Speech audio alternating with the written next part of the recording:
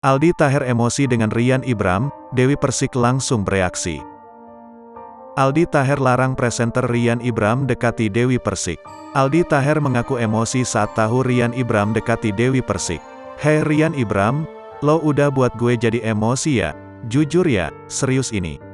Ryan Ibram, lo jangan berani-berani deketin mantan istri gue yang cantik baik hati, Dewi Persik. Serius," kata Aldi Taher di video Instagram, dikutip Selasa, tanggal 8 November tahun 2022. Usut punya usut, Aldi Taher tak suka melihat Dewi Persik dipeluk Ryan Ibram. Apalagi pelukan tersebut dilakukan di stasiun televisi. Mengetahui Ryan Ibram dapat peringatan keras, Dewi Persik langsung bereaksi.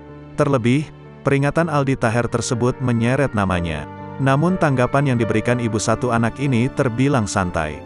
Dia bahkan meminta Aldi Taher untuk berpikiran positif soal Ryan Ibram. "Semangat hayu Mas Aldi, always positif," kata Dewi Persik. Sementara itu bukannya didukung, Aldi Taher justru balik dikritik oleh warganet.